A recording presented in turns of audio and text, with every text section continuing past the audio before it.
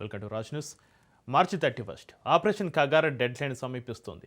అడవుల్లో దశాబ్దాలుగా గన్నుపట్టిన మావోయిస్టు అగ్రనేతలు ఒక్కొక్కరిగా లొంగిపోతున్నారు. తెలంగాణ నుంచి ఎదిగిన కీలక మావోయిస్టులు దేవిజీ, రాజిరెడ్డి తాజాగా పోలీసులు ఎదుట ఆయుధాలు వదిలారు. ఇది నిజంగానే సిద్ధాంత పరాజయమా లేక వ్యూహాత్మక వెనుకడుగా? అధికార వర్గాలు చెబుతున్నాయి ఆపరేషన్ కగార్ కఠిన చర్యల ఫలితం ఇదని. కానీ ప్రశ్నలు ఇక్కడితోటి ఆగడం లేదు. మావోయిస్టులు నిజంగా అడవుల్లో బతికలేక లొంగిపోతున్నారా? వారి సిద్ధాంతం కాలం చెల్లిందని అంగీకరిస్తున్నారా? లేక ఇది కొత్త దశకు మార్పు మాత్రమేనా? ఇన్నాళ్ళు గన్ పాలిటిక్స్ నడిపిన వారు ఇప్పుడు సిస్టంలోకి వచ్చి కొత్త రాజకీయ అవతారం ఎత్తే ప్రయత్నమా?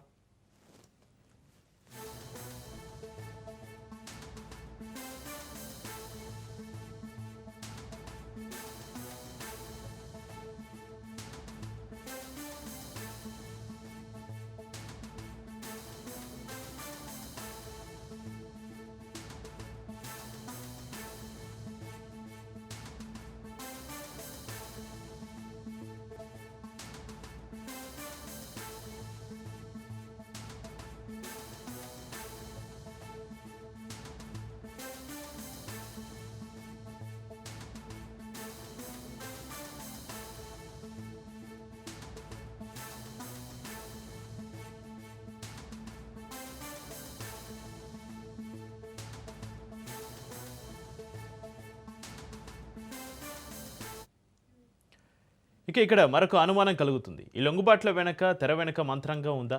నాయకులు, మావోయిస్టులు, మధ్యవర్తుల మధ్య ఏమైనా లోపాయకారి ఒప్పందాలు ఉన్నాయా? ప్రభుత్వం బలహీనం అవుతుందని చూపించేందుకు మావోయిస్టులే వ్యూహాత్మకంగా లొంగుతున్నారా? ఇంకా పెద్ద ప్రశ్న, అడవుల్లో విప్లవం అనే సిద్ధాంతం ఇప్పుడు అర్బన్ నక్సలిజంగా మారుతుందా? అంటే గను వదిలి కలం పట్టే ప్రయత్నమా, లేదా ప్రజా జీవితంలో పలుకుబడి పెంచుకుని రాజకీయంగా కొత్త ప్లాట్ఫామ్ సృష్టించే ప్రయత్నం జరుగుతుందా? లొంగుబాటు అనేది పరాజయమా లేక వ్యూహాత్మక పునర్వ్యవస్థీకరణనా? మావోయిస్టు అగ్రనేతల లొంగుబాట్ల వెనుక నిజం ఏమిటి? సిద్ధాంతం చనిపోయిందా లేక రూపం మార్చుకుంటోందా? ఆపరేషన్ కగార్ నిజంగా విజయమా లేక ఇది ఇంకా పెద్ద మార్పుకు నాంది మాత్రమేనా?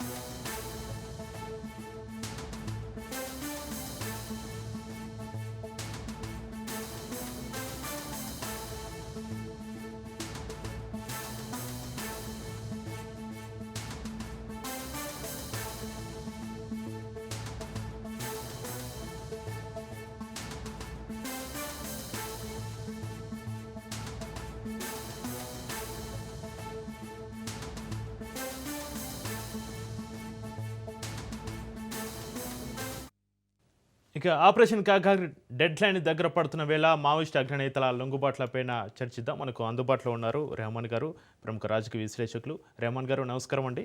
ఇక అదేవిధంగా కాంబోజీ వెంకటేశ్వర్లు గారు కూడా మనకు అందుబాటులో ఉన్నారు, బీఆర్ఎస్ నాయకులు. వెంకటేశ్వర్లు గారు నమస్కారం అండి. నమస్తే. నమస్తే. Good evening. Good evening sir. Rehman గారు, మీరు చెప్పండి, ఆపరేషన్ కగార్ డెడ్ లైన్ దగ్గర పడుతున్న వేళ మావోయిస్ట్ అగ్రనేతల లొంగుబాట్లు యాదృచ్ఛికమా లేక వ్యూహాత్మక నిర్ణయంగా భావించాలా? రెహమాన్ గారు. చక్రి గారు, మీకు అలాగే ప్యానెల్లో మిత్రులు, రాజ్ న్యూస్ ప్రేక్షకులకు అందరికీ శుభ సాయంత్రం.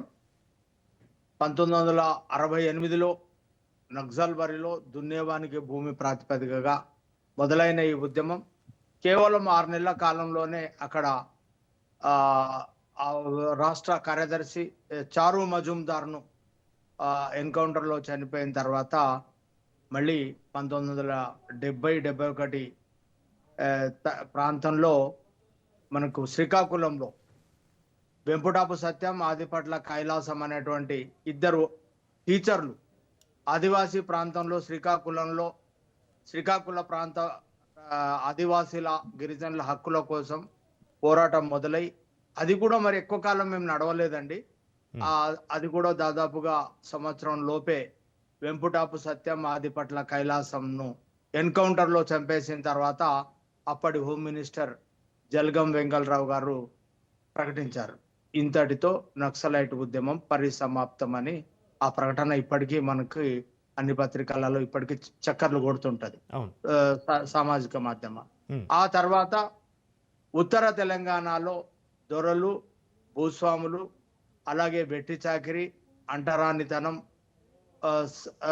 సామాజిక అసమానతలు, అప్పుడున్నటువంటి భూస్వామ్య వ్యవస్థ, ప్రజల్ని చూసేటువంటి పరిస్థితులు, అలాగే అప్పుడున్నటువంటి ఆర్థిక అసమానతలు, అనేక అంశాల ప్రాతిపదికగా మొత్తం ఉత్తర తెలంగాణలో రాడికల్ విద్యార్థి సంఘం, ఆర్ఎస్యుగా పిలువబడేటువంటి ఈ సంఘం ఉత్తర తెలంగాణలోని అన్ని యూనివర్సిటీలో, హైదరాబాద్ ఉస్మానియా యూనివర్సిటీలో, కాకతీయ యూనివర్సిటీలో, అలాగే గద్వాల డిగ్రీ కాలేజీ, మహారాణి ఆల్ది లక్ష్మీదేవి కాలేజీలో, అలాగే జమ్మికుంట, కరీంనగర్, ఇట్లా మొత్తం తెలంగాణ అంతటా ఈ విద్యార్థి సంఘం విస్తృతంగా ఎన్నికలలో గెలవడం, అంటే విద్యార్థి సంఘాల ఎన్నికల్లో గెలవడం. అట్లాగే 1980 దశకంలో అప్పటి ఈ పార్టీ నాయకుడిగా కేంద్ర కమిటీ కార్యదర్శిగా ఉన్నటువంటి కొండపల్లి సీతారామయ్య విద్యార్థులారా గ్రామాలకు తరలండి అనేటువంటి పిలుపుతోటి గ్రామాలకు వెళ్ళి వీళ్ళు గ్రామాల్లో ప్రజలతో మమేకమై ప్రజలతో తమ ఆట పాటతో ప్రజల్ని చైతన్యపరిచి ప్రజల్లో సంఘాలను ఏర్పరచుకొని, ప్రధానంగా రైతు కూలీ సంఘాలని ఏర్పాటు చేసుకొని రైతులతోటి ప్రజలతోటి మమేకమై ఉత్తర తెలంగాణలో ఉవ్వెత్తున ఈ ఉద్యమం ఎగిసిపడ్డది. అనేక సాయుధ దళాలు ఏర్పడ్డాయి.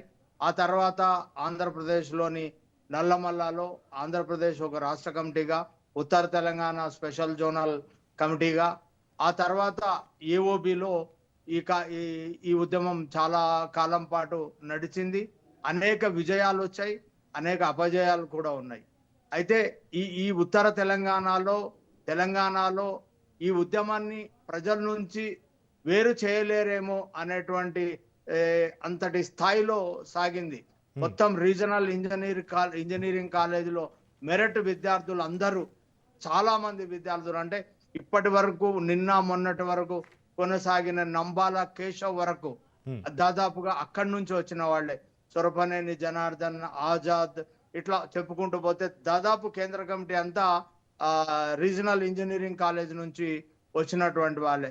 విద్యార్థికులు, బాగా చదువుకున్నటువంటి పిల్లలు ఈ దేశంలో సమాజాన్ని ఏర్పాటు చేయాలని, చైనాలో ఏదైతే మావోయిజం తరహా పాలన, అంటే అసమానతలు లేని సమానత్వంతో కూడినటువంటి సోషలిస్టు కమ్యూనిస్టు రాజ్యాన్ని ఈ దేశంలో స్థాపించాలని, దున్నేవానికి భూమి ప్రాతిపదికగా సాయుధ పోరాటం ద్వారా ఇది సాధ్యమవుతుందని నమ్మి దాదాపుగా 50 ఏళ్ల క్రితం, ఇప్పుడు ఇంకా లొంగిపోయినటువంటి జాబితాలో లేని ముప్పాల లక్ష్మణ్ రావు అలియాస్ గణపతి, ఆయన బీర్పూర్లో టీచర్గా పనిచేస్తూ దాదాపుగా, అంటే జగిత్యాలలో ఆ రోజున 70వ దశకంలో సాగినటువంటి జైత్రయాత్ర, అంటే జగిత్యాల జైత్రయాత్ర, దొరలకు అగ్గినీళ్లను బంధు పెట్టి, అంటే దొరల దగ్గర గడుల్లో పనిచేసేటువంటి సామాన్య ప్రజలు దొరల పైన తిరుగుబాటు చేసి దొరలకు వ్యతిరేకంగా ర్యాలీ తీసినటువంటి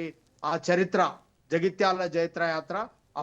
ఆ తర్వాత ముప్పాల లక్ష్మణ్ రావు, అంటే ఆయన ప్రభుత్వ ఉద్యోగి, టీచరు, ఆ ఉద్యోగాన్ని వదిలిపెట్టి ఆయన ఈ రోజటి వరకు కూడా ఆయన అజ్ఞాతంలో కొనసాగుతున్నారు. అయితే ఉత్తర తెలంగాణ నుంచి ఆ ఉద్యమం ఈ ప్రాంతాన్ని వదిలిపెట్టి పోవాల్సి వచ్చింది. ఆ తర్వాత నల్లమల్లను ఖాళీ చేయాల్సి వచ్చింది. ఆ తర్వాత ఆంధ్ర ఒరిస్సా బార్డర్ నుంచి కూడా ఆ ఉద్యమం వెనక్కి వెళ్ళిపోవాల్సి వచ్చింది.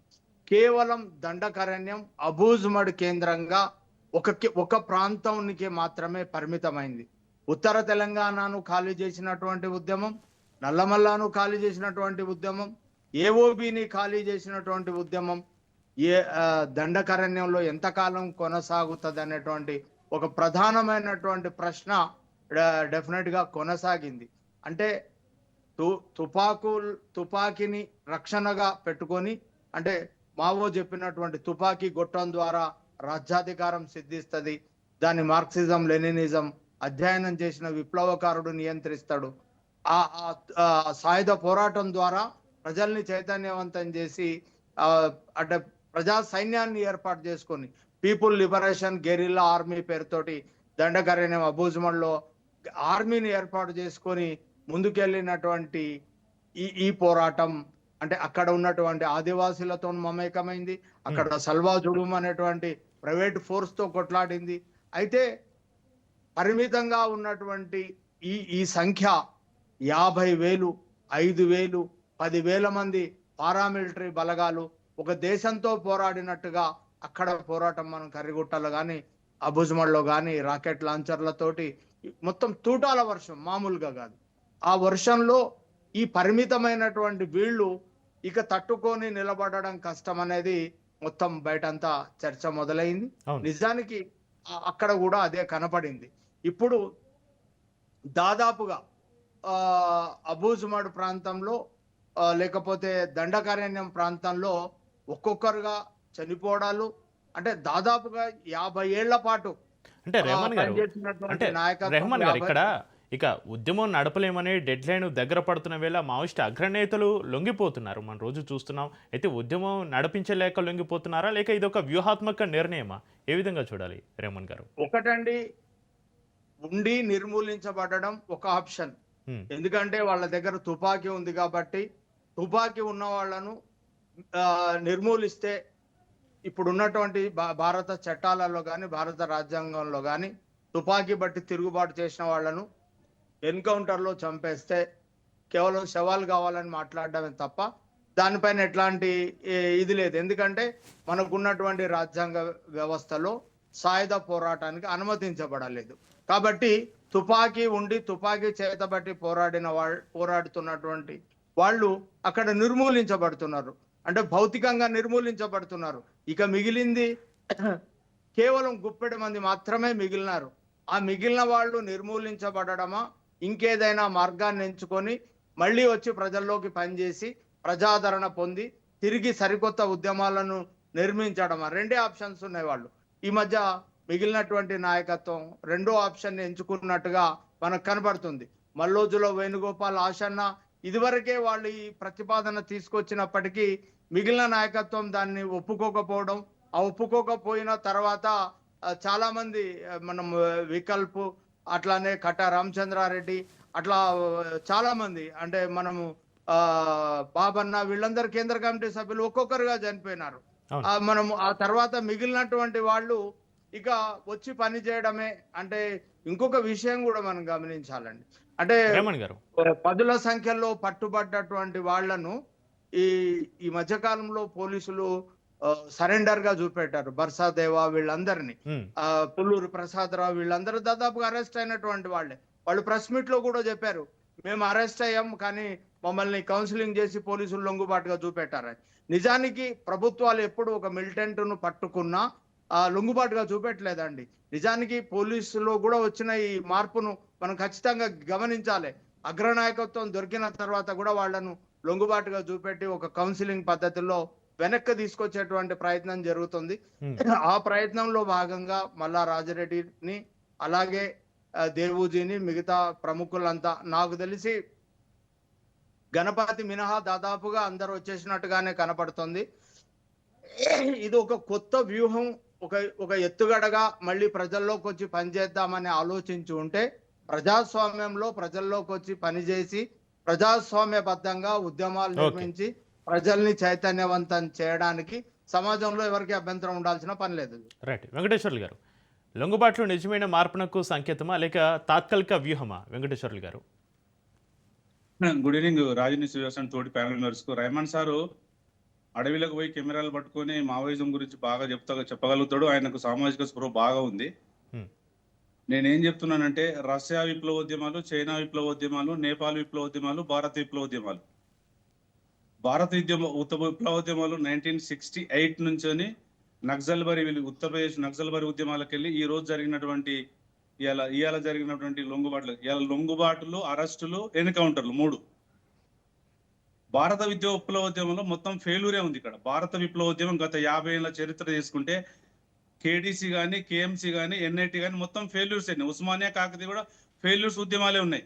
ఇలా ఫెడరల్ కోస్ట్ కానీ, ఇలా చెగువీరో కానీ, లెనిన్ కానీ, మార్క్స్ కానీ వాళ్ళు సక్సెస్ఫుల్. ప్రచండ కానీ, నేపాల్లో ప్రచండ, రష్యాలో మార్క్స్, ఇలా కొరియాలో ఉన్నటువంటి వాళ్ళు ఇప్పుడు ఉన్నటువంటి దాంట్లో అందరూ సక్సెస్ఫుల్ మావోయిజం నడిపించిన వాళ్ళే.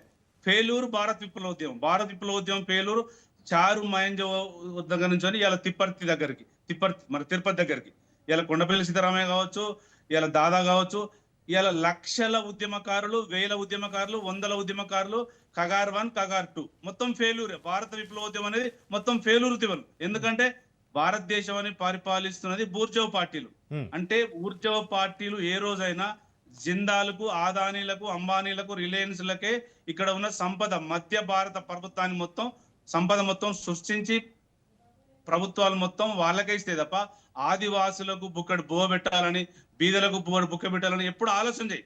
ఇలా 80 ఏళ్ళ చరిత్ర తీసుకుంటే విప్లవోద్యమాలు పుట్టింది CPML People's War party, UCCRML, democracy, PDSU, RSU, UCCRML, వివిధ స్థాయిలో 8 నుంచి 16 మావోయిస్ట్ పార్టీలు, పీడిఎస్ పార్టీలు, పీపుల్స్ వార్, ప్రజాపంద్య, న్యూ డెమోక్రసీ, ఇలా అన్ని విప్లవోద్యమాలు కూడా భారతదేశంలో ఫెయిల్ అయినాయి. ఎందుకు ఫెయిల్ అయినాయి అంటే ఇక్కడ బూర్జ విద్యాంతాలు ఉన్నాయి. బూర్జ విద్యాంతాలలో సక్సెస్ కాము. ఇలా ప్రచండ సక్సెస్ నేపాల్లో రాజ్యం వెళ్ళిండు, మార్క్స్ రష్యాలో, లెనిన్ ఇలా ఇలా ఇలా ఎక్కడ నేను ఏమంటున్నానంటే చెగవీరో దగ్గర నుంచి మొదలు పెడితే మీరు ఫెడరల్ కోస్ట్ సక్సెస్ అయింది. ఇలా విప్లవోద్యమాలు సక్సెస్ కావాలంటే ఇలా నెగ్లెక్టివ్ ఉండాలి, నెసెసరీ ఉండాలి, అంతరాత్మ ఉండాలి. ఇలా అంతరుద్యమం స్టార్ట్ అయిన తర్వాత భారత విప్లవోద్యమాలు మొత్తం ఫెయిల్ అయినాయి. ఎందుకు ఫెయిల్ అయినా అంటే ఇలా క్రాంతి రణది దగ్గర నుంచి మొదలు పెడితే వివి గారు ఏం చేశారు, జిడి గారు ఏం చేశారు అంటే, జిడి గారు అంటే గద్దరు, వివి గారు అంటే వి ప్రకాష్ వరవరరావు గారు ఏం చేశారు, సామాజిక పృహ లేకుండా ఉమ్మడి ఆంధ్రప్రదేశ్ లో ఏం జరిగింది, ఉమ్మడి భారతదేశం మొత్తంలో 12 రాష్ట్రాలకి 29 రాష్ట్రాలు మొత్తం భారత విప్లవోద్యమం అంతా ఫెయిల్యూర్ గానే ఉన్నది. ఎందుకంటే లక్షల మంది రక్తముడిరు తెలంగాణ, ఆంధ్రప్రదేశ్ లో లక్షల మంది. ఇలా అంబుజ్మాడ్ కానీ, మధ్య భారత్ కానీ, బస్తర్ కానీ, ఇలా ఛత్తీస్గఢ్ కానీ, ఒరిస్సా కానీ లక్షల మంది ఇలా రక్తముడిరు. ఎందుకు? పేద ప్రజల అభ్యున్నతి కోసం రక్తముడిరు తప్ప ఇలా బూర్జవ పార్టీలు వచ్చి అమిత్ షా ఇలా ఏం చేస్తున్నాడు, కగార్ 1, కగార్ 2 పెట్టారు. అంటే ఇలా జరిగిందంతా భారత విప్లవోద్యమం ఫెయిల్యూర్. ఎందుకు ఫెయిల్యూర్ అంటే ఇక్కడ కోవర్ట్ వ్యవస్థ, ఇక్కడ ఎలా పీపుల్స్ గెరిల్లా ఇలా ఫెయిల్ అయింది, వాళ్ళ ఆయుధ సంపత్తి ఫెయిల్ అయింది. అంటే వాళ్ళ కన్సైనల్లో సక్సెస్ లేదు. ఎందుకు నేపాల్లో సక్సెస్ అయ్యారు, ఎందుకు రష్యాలో సక్సెస్ అయ్యారు, ఎందుకు చైనాలో సక్సెస్ అయ్యారు, ఎందుకు కొరియాలో సక్సెస్ అయ్యారు అంటే వాళ్ళ టార్గెట్ చక్కగా ఉంది, వాళ్ళ వెపన్ సక్సెస్ ఉంది, వాళ్ళ మెంటల్ సక్సెస్ ఉంది, వాళ్ళ క్లారిటీ సక్సెస్ ఉంది. అంటే భారత విప్లవోద్యమం కొండపల్లి సీతారామ దగ్గర మొదలు పెడితే తిరుపతి వరకు ఇలా ముప్పాల లక్ష్మణరావు కానీ, తిరుపతి కానీ మొత్తం దాంట్లో ఫెయిల్యూర్ ఉంది. ఎందుకంటే ఇలా 2004లో రాజశేఖర రెడ్డికి వచ్చిన తర్వాత చర్చల పేరు మీద మొత్తం వెపన్స్ తీసుకొని ఇలా టార్గెట్ పెట్టి, కోవర్ట్ వ్యవస్థ పెట్టి తెలంగాణలో హత్యా రాజకీయాలు చేసి కాంగ్రెస్, బీజేపీ మొత్తం తెలంగాణలో ఉమ్మడి ఆంధ్రప్రదేశ్ లో ఇలా విప్లవోద్యమం లేకుండా, పీపుల్స్ వార్ పార్టీ లేకుండా చేసినాయి. అంటే రాబోయే తరాలకు న్యాయం జరగలేదు. ఇవాళ మొత్తం గ్లోబలైజేషన్ పేరు మీద, సంపద పేరు మీద, అదాని పేరు మీద, అంబానీ పేరు మీద మొత్తం జరుగుతున్నదంతా బీద ప్రజలు బతకడానికి తెలంగాణలో, ఆంధ్రప్రదేశ్ లో లేదు. రాబోయే కాలంలో రాజ్యాంగం కూడా నేనేం చెప్తున్నా అంటే ఇలా మీరు రాజనీతి వాళ్ళకు నేను సలాం చేస్తున్నా. రాబోయే కాలంలో కూడా భారత రాజ్యాంగాన్ని సవరణ చేసి ఇది హిందూ రాజ్యం, భారతదేశం లౌకిక రాజ్యం కాదు. ఇలా క్రిస్టియన్లు కానీ మైనార్టీలు బతకలేకుండా హిందూ రాజ్యం రావడానికి ఆస్కారం ఉంది. ఇది అమిత్ షా రాజ్యాంగము, మోడీ రాజ్యాంగం రావడానికి ఆస్కారం ఉంది. కాబట్టి ఈ విప్లవోద్యమాలు ఇవన్నీ భారత యుద్ధంలో ఫెయిల్ అయినాయి. ఎందుకంటే ఇక్కడ జరిగిందంతా కువట్టు వ్యవస్థ, ఇలా జరిగిందంతా వెన్నుపోడు వ్యవస్థ. ఇలా కాంగ్రెస్, బీజేపీ లాస్ట్ 8 years లో చేసిన చరిత్ర మొత్తం అదే. ఇలా ప్రాంతీయ పార్టీలన్నీ బీద కోసం పనిచేసినాయి, జాతీయ పార్టీలు బీదల కోసం పనిచేయలే. ఇలా ఫెయిల్యూర్ భారతదేశాన్ని ఒక ఉక్కు పాదంతో. అంటే వెంకటేశ్వర్లు గారు, సార్ ఇక్కడ నాయకులకు మేధావులకు మావోయిస్టుల మధ్య లోపాయికారి ఒప్పందాలు ఉన్నాయనే ఆరోపణలో నిజం ఎంత అంటారు వెంకటేశ్వర్లు గారు? నేనేమంటున్నంటే, ఒకప్పుడు రిక్రూట్మెంట్ మేధావులతో జరిగేది పీపుల్స్ పవర్ పార్టీ, ఒకప్పుడు మంచి మేధస్సు జరిగేది పీపుల్స్ పవర్ పార్టీ. ఇవాళ మేధస్సు అనేది లేకుండా మామూలు వ్యక్తులు రిక్రూట్మెంట్ అవడం వల్ల వెపన్ గురించి తెలియకుండా, రాజ్యాంగం గురించి తెలియకుండా ఇలా వాళ్ళు చేయలేకపోయిన అనేది ఫెయిల్యూర్.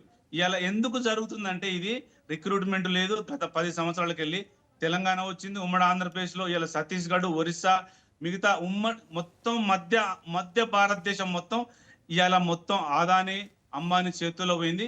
ఇలా మోడీ గారు కానీ అమిత్ షా గారు కానీ వాళ్ళ చేతిలో పోయి ఇదంతా నడవలేని వ్యవస్థలో కాగారు 1 కాగారు 2 నడుస్తుంది. ఇలా హెడ్మా చరిత్ర చూసుకున్నా కూడా ఇలా ఏం సోషల్ మీడియాలో ఏం జరుగుతుంది, ఒక హెడ్మా గారి ఒక పాట వస్తే అందరూ వింటున్నారు, కానీ విన్న స్థాయిలో న్యాయం జరగట్లేదు ప్రజలకు. ఇలా విప్లవోద్యమం అంటే నీరు, ఫుడ్, ఉండడానికి నీడ. కానీ ఇవాళ దేశంలో బువ్వ లేని స్థాయిలో భారతదేశం 123 స్థాయిలో ఉందంటే ఎక్కడ డెవలప్ అయింది భారతదేశం? ఇలా 200 సంవత్సరాలు హైలో ఉంది అమెరికా. ఇలా చైనా ఎక్కడుంది, ఇలా కొరియా ఎక్కడుంది, జపాన్ ఎక్కడుంది, ఇండియా ఎక్కడుంది, తెలంగాణ ఎక్కడుంది, ఉమ్మడి ఆంధ్రప్రదేశ్ ఎక్కడుంది? అంటే ఇలా బూర్జోవా పార్టీలు ఏలుతున్న రోజులు ఎవరు ఏం చేయలేరు. అంటే నక్సలిజాన్ని, మావోయిజాన్ని, లెనినిజాన్ని, హిప్నాటిజాన్ని, జర్నలిజాన్ని తొక్కేయాలి. హిప్నాటిజం, జర్నలిజం, మావోయిజం ఇవన్నీ ఇజాలను మొత్తం వెంకటేశ్వరరావు గారు, విప్లవం విజయవంతమైనటువంటి దేశాలలో బూర్జువా పార్టీలు కాకపోతే విప్లవ పార్టీలు వెళ్తే విప్లవాన్ని విజయవంతం చేసుకున్నారా? అక్కడ రాజ్యాంగానికి ఇక్కడ రాజ్యాంగానికి చాలా డిఫరెంట్ ఉన్నాయి. ఇలా అమెరికాలో 4 సంవత్సరాలకు రాజ్యాంగం ఉంటే మనకు 5 సంవత్సరాలు ఉంది. ఇలా చైనాకు రాజ్యాంగం, మన రాజ్యాంగం బూర్జువా పార్టీలు పాలిస్తున్నాయి కాబట్టి విప్లవోద్యమాలు ఇక్కడ సక్సెస్ కావనే పాయింట్ మీరు నొక్కి చెప్తున్నారు. విప్లవ పార్టీలు ముందుకు వస్తాయి. నేను 100% బూర్జోవా పార్టీలు ఉన్నన్ని రోజు విప్లవోద్యమాలు పనిచేయలేవు. కొవ్వట్టు వ్యవస్థ తయారైతుంది, బీద వాళ్లకు కూడు గుడ్డ నీరు ఇవ్వలేరు. కాబట్టి ఈ ప్రాంతంలో ఉన్నటువంటి బూర్జోవా పార్టీలను కనుమరుగు కావాలంటే మరో విప్లవోద్యమాలు రావాలి, మరో లెనిన్ రావాలి, మరో మార్క్స్ రావాలి, మరో ఫెడరల్ కాస్ట్ రావాలి. అది వస్తేనే అవుతుంది తప్ప మరో ప్రచండ రావాలి తప్ప మనం కొత్త వెపన్స్ పట్టుకొని 56లు, AK-47 పట్టుకొని GK-9 జర్మన్ టెక్నాలజీ పట్టుకుంటే ఇది అయ్యే పని భారతదేశం లేదు. ఇది అయింది ప్రపంచంలో, నేపాల్లో జరిగింది, చైనాలో జరిగింది, రష్యాలో జరిగింది, వేరే దేశాల్లో సక్సెస్ అయింది. ఇక్కడ కాకపోవడానికి కారణం ఏంటంటే ఇది లౌకిక భారతదేశం. ఈ భారతదేశంలో విభిన్న జాతులు ఉంటాయి. వెనుకకెళ్ళి ఒకడు పడతాడు, ముందడికెళ్ళి ఒకడు పడతాడు, గోడల మధ్యలో చాలా విభిన్న వ్యత్యాసాలు ఉంటాయి. కాబట్టి ఇక్కడ సక్సెస్ కావడానికి కారణం అదొకటి సార్ నేను చెప్తున్నా సార్. రేవంత్ గారు, చరణ్ గారు, ఇప్పుడు ఈ దేశం నిజానికి ఈ దేశానికి చిత్రపటం. అంటే మొత్తానికి ఈ దేశంలో విప్లవకారులు, వాళ్ళ త్యాగాలు లేకపోతే పోరాటాలు మొత్తానికి ఫెయిల్యూర్ అని మనం చెప్పలేం. అనేక విజయాలు ఉన్నాయి, అనేక అపజయాలు ఉన్నాయి. విజయాలు ఈ దేశంలో అంటరానితనం, ప్రధానంగా తెలంగాణలో, ఉత్తర తెలంగాణలో అంటరానితనం, దొరతనానికి వ్యతిరేకంగా పోరాటం, వెట్టి చాకరీకి వ్యతిరేకంగా పోరాటం, గడీలను వదిలేసి దొరలు వెళ్ళిపోవడం, తెలంగాణ ఉద్యమానికి ఒక పునాదిగా నక్సలైట్ ఉద్యమమే నిలబడింది అని చెప్పొచ్చు.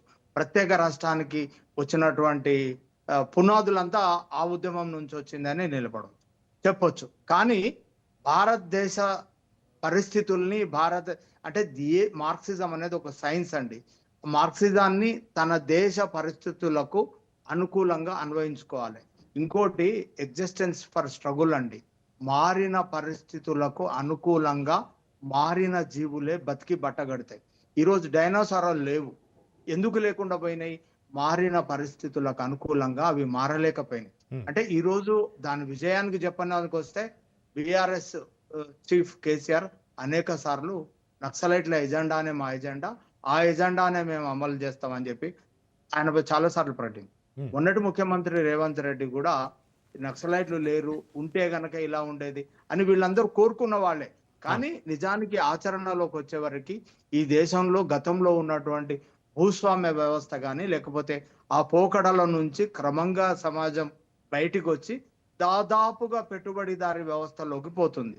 ఇంకా ఈ అంటే ఈ మావోయిస్ట్ పార్టీ కానివ్వండి, లేకపోతే అప్పటి పీపుల్స్ వార్ పార్టీ కానీ ఈ రోజుకి వాళ్ళ డాక్యుమెంట్లలో చెప్పుకుంటున్నది ఏంటంటే అర్ధ వలస అర్ధ భూస్వామ్య వ్యవస్థ కొనసాగుతుందని చెప్తున్నారు. కానీ సమాజంలోకి వచ్చినటువంటి ఈ మార్పులు, ఈ చేర్పులు సమాజం ఏ దిశగా పయనిస్తుంది, ఏ నినాదాలు పనిచేస్తాయి, ఎట్లా మళ్ళీ ప్రజల్లోకి వచ్చి పనిచేయాలి అనేటువంటి ఎత్తుగడల్ని వేసుకోవడంలో ఈ పార్టీ నిజానికి వైఫల్యం చెందినట్టుగానే ఈ రోజు ఉన్నటువంటి పరిస్థితులను చూస్తే మనం చెప్పక తప్పదు. అంటే ఒక ప్రాంతానికి కొంత విస్తీర్ణం కలిగినటువంటి ఒక ప్రాంతానికి మాత్రమే పరిమితమై ఆత్మరక్షణ ధోరణిలో ఉండి అక్కడ తమను తాము రక్షించుకునేటువంటి పద్ధతుల్లో ఆపరేషన్ గ్రీన్ అంటే ఆపరేషన్ సమాధాన్ వీటితో పోరాడమే దానికి సరిపోయింది. అంటే మిగతా ఆ బేస్గా కొత్త ప్రాంతాలకు విస్తరించడం, కొత్తగా ప్రజల్ని విప్లవోద్యమంలోకి తీసుకురావడంలో ఈ పార్టీ ఫెయిల్ అయింది అనడంలో అతిశయోక్తి ఏం లేదండి. ఇది ఫ్యాక్ట్. అంటే మారినటువంటి పరిస్థితులు ఏంది, ప్రజలు ఏం ఆలోచిస్తున్నారు, ప్రజలు ఏం కావాలనుకుంటున్నారు, ఏ నినాదాలు ప్రజల మధ్యన పనిచేస్తాయి అనేటువంటి విధానాలను రూపొందించుకొని కొత్త సెక్షన్స్ దగ్గరికి వెళ్ళడంలో ఈ పార్టీ సక్సెస్ అవ్వలేదు. కేవలం ఆదివాసుల దగ్గరనే ఆదివాసులతోటే పనిచేస్తూ అక్కడ ఒక నిర్దిష్టమైనటువంటి మాడ్ అంటే దక్షిణ బస్తర్ మాడ్ ఈ ప్రాంతంలో మాత్రమే దండకారణ్యం కేంద్రంగా ఉన్నటువంటి ప్రాంతానికే పరిమితమై మిగతా సమాజాన్ని మొత్తాన్ని వదిలివేయడం, అంటే తెలంగాణను, ఆంధ్రాను, ఏఓబిని మొత్తాన్ని వదిలేసి ఒక ప్రాంతంలో కేంద్రీకృతమై అక్కడ కూడా ఆత్మరక్షణ ధోరణి, తనను తాను కాపాడుకోవడం. ప్రతిరోజు వేట ఉంటది, బలగాళ్ళు ఉంటాయి, పారామిలిటరీ ఫోర్సెస్ ఉంటాయి. తనను తాను కాపాడుకునేటువంటి ఆత్మరక్షణ ధోరణికి వెళ్ళిపోయి బయట సమాజంలో ఏం జరుగుతుంది, బయట సమాజంలో ఎట్లాంటి మార్పు చేర్పులు జరుగుతున్నాయి, ప్రజలలో ఏ డిమాండ్లు ఉన్నాయి, ప్రజలు ఏం కోరుకుంటున్నారు, ఆ ప్రజల జీవన ప్రమాణాల్లో వచ్చిన మార్పులేంది, ఈ దశలో సాయుధ పోరాటానికి ప్రజలు ఏ మేరకు సిద్ధంగా ఉన్నారు, బయట సమాజంలో మారిన టెక్నాలజీలో మారినటువంటి పరిస్థితులలో సాయుధ పోరాటం ఏ మేరకు సక్సెస్ అవుతుంది అనేటువంటి దాన్ని సమీక్షించుకోవడంలో ఆ పార్టీ చాలా వెనుకబడిపోయింది. ఆ పార్టీ ఆ విధానాన్ని వీడి మళ్ళీ ప్రజల్లోకి వచ్చి, అంటే మనము 1991లో మనము వరంగల్ జిల్లాలో 10-12 లక్షల మందితోటి బహిరంగ సభని నిర్వహించి రైతు కూలీ సభలు నిర్వహించినటువంటి ఈ పార్టీ, అంత గొప్ప సభల్ని ప్రజల్ని సమీకరించినటువంటి ఈ పార్టీ తర్వాత క్రమంలో ఒక్కొక్క ప్రాంతాన్ని ఖాళీ చేస్తూ వెళ్ళినప్పుడే కాస్త తిరోగమనం అనేది మొదలైంది. ఒక రోజులో మొదలైనట్టుగా నేను చెప్పట్లేదు, చాలా కాలం పట్టింది, చాలా ఏళ్లు పట్టింది. ఆ తర్వాత అది కరుగుతూ ఈ స్టేజ్కి వచ్చింది. అంటే దేశానికి, ఈ దేశ చిత్రపటాన్ని, ఈ దేశానికి కావాల్సినటువంటి ఒక రూట్ మ్యాప్ను నిర్మించుకోవడంలో ఈ దేశ పరిస్థితులకు అనుకూలంగా, ఈ దేశంలో వచ్చినటువంటి మార్పులకు అనుగుణంగా, ఈ దేశంలో వచ్చినటువంటి టెక్నాలజీకి అనుకూలంగా విప్లవాన్ని లేకపోతే రూట్ మ్యాప్ను చిత్రపటాన్ని, భవిష్యత్ చిత్రపటాన్ని రూపొందించుకోవడంలో ఈ పార్టీ విఫలమైంది. కాబట్టి ఈ దశకు చేరుకుంది. డెఫినెట్ గా అంటే ఇప్పుడు ఆ పార్టీకి లేకపోతే ఆ పార్టీ చేసినటువంటి గతంలో చేసినటువంటి త్యాగాల పట్ల మనం తక్కువ చేసి మాట్లాడాలి, వాళ్ళ పోరాటాలని తక్కువ చేసి మాట్లాడాలి. కానీ ఈ రోజున ఆ పరిస్థితులు, ఖాళీ చేసేటువంటి పరిస్థితులు ఎందుకు వచ్చాయనేటువంటి దాంట్లో అది ఒకవేళ సమీక్షించుకున్నా అది దాన్ని ఆచరణలోకి తీసుకురాలేదు. ఆ దిశగా తాను ఆత్మవిమర్శ చేసుకున్నటువంటి ఆచరణలో కూడా ఆ పార్టీ పెట్టలేదు. కాబట్టి క్రమంగా ఈ రోజు కనుమరుగైపోయినటువంటి పరిస్థితిని మనం చూస్తున్నాం. దండకారణ్యాన్ని కూడా దాదాపుగా ఖాళీ చేసినటువంటి పరిస్థితి. అంటే ఆపరేషన్ కగార్ సక్సెస్ అయినట్టుగానే మనం భావించాలి. ఏదైతే operation green and operation Samadhan success అవ్వలేదు, కానీ ఆపరేషన్ కగార్ పేరుతో మొదలైనటువంటి యుద్ధం కేంద్ర కమిటీ కార్యదర్శిగా ఉన్నటువంటి తిరుపతి లొంగుబాటు, అట్లానే మల్లారాజురెడ్డి లాంటి వాళ్ళు కూడా తిరిగి రావడం, దాదాపుగా ఒకరిద్దరు మినహా ఇంకా ఆ పార్టీలో ఎవరు లేనట్టుగానే మనకు కనపడుతుంది. కాబట్టి ఏదైతే డెడ్ లైన్ సమయం కొద్దిగా ఉంది, వెంకటేశ్వర గారికి చివరిగా ఒకసారి అవకాశం ఇద్దాం. ఇప్పుడు వెంకటేశ్వర గారు, మావోయిస్టు నాయకులు భవిష్యత్తులో రాజకీయ పార్టీ రూపంలో అవతరించే అవకాశం ఉందా? కంక్లూడ్ చేయండి. 100% భారతదేశంలో భారత విప్లవోద్యమంలో రాజకీయ పార్టీలు ఆరోపించిన సక్సెస్ కాలని పరిస్థితులు కనబడతాయి. ఇప్పటిదాకా సార్ విపులంగా చెప్పిండు. నేను ఏమంటున్నా అంటే, నేను హానర్ చేయగలుగుతా ఈ భారత విప్లవోద్యమానికి చనిపోయిన వాళ్ళ కుటుంబాలకు కానీ ఇప్పుడు లక్షల మంది చనిపోయారు. నేను వాళ్ళకి హానర్ చేయగలుగుతా. నేను కూడా ఆ బాధిత నుంచి వచ్చిన వ్యక్తిగా నేను హానర్ చేయగలుగుతా. కానీ ఇక్కడ విప్లవోద్యమాలకు రష్యా చైనా ఉద్యమాలు ఒక సెంట్రల్ కమిటీ మెంబర్లకు 3 అంచెల విధానం సెక్యూరిటీ ఉంటుంది. కానీ 3 అంచెల విధానంలో ఉన్న సెక్యూరిటీని కాదనకుండా డైరెక్ట్ సెంట్రల్ కమిటీ మెంబర్లు ఎన్నిక ఉంటారైన దాఖలాలు ఇలా భారతదేశంలో కనపడుతున్నాయి. అంటే ఎక్కడ దాకా ఏ స్థాయికి వెళ్ళింది భారత విప్లవోద్యమం అనేది గుర్తు చేసుకోవాలి. ఇలా ప్రచండ దగ్గర నుంచి మొదలు పెడితే, క్రాంతి రణదేవి దగ్గర నుంచి మొదలు పెడితే, హరిభూషణ్ దగ్గర నుంచి మొదలు పెడితే, ఎడ్మా దగ్గర నుంచి మొదలు పెడితే లక్షల మంది ఉద్యమకారుల వరకు ఇదే తంతు జరుగుతుంది. ఇలా కగారు 1 మీద 3,000 మంది అరెస్ట్ అయ్యారు. 2,000 మంది ఎన్కౌంటర్ అయ్యారు. ఇలా 1,600 మంది అరెస్ట్ అయ్యారు. అంటే కగారు 1, కగారు 2 అమిత్ షా గారి, మోడీ గారి పాలనలో ఇవాళ జరుగుతున్నది ఏంటంటే నరమేధం జరుగుతుంది. ఇలా ఆదివాసులకు, బీదలకు బ్రతకడానికి భారతదేశంలో లేని స్థాయిలో ఉంది. నేను ఎప్పుడు భారత విప్లవోద్యమాల గురించి కానీ, చైనా విప్లవోద్యమాల గురించి, రష్యా విప్లవోద్యమాల గురించి నేను ఆనర్ చేసగలుగుతా. అప్పటి నుంచి ఇప్పటి వరకు ఇప్పుడు జరిగిన ప్రపంచీకరణ గురించి, గ్లోబలైజేషన్ గురించి వెనుకబడుతున్నాం తప్ప అది సక్సెస్ అనే ఉంటుంది. ఇలా వెన్నుపోటు నేను ఏమంటున్నంటే బూర్జో పార్టీల యొక్క ఉద్దేశమే బాగలేదు. విప్లవోద్యమాల పార్టీ తుపాకీ గొట్టం దారనే ఇవాళ రాజ్యాంగం రావాలనేది వాళ్ళ ఉద్దేశం. కానీ బ్యాలెట్ వాళ్ళ రావాలన్నది మన ఉద్దేశం. సక్సెస్ రేట్ ఒక స్థాయిలో తగ్గిపోతుంది, పెరుగుతుంది. కాబట్టి థ్యాంక్ యూ వెంకటేశ్వర్లు గారు. థ్యాంక్ యూ వెంకటేశ్వర్లు గారు, థ్యాంక్ యూ రమణ్ గారు. ఇది వాటి స్పెషల్ డిబేట్ చూస్తూ ఉండండి రాష్ట్ర న్యూస్.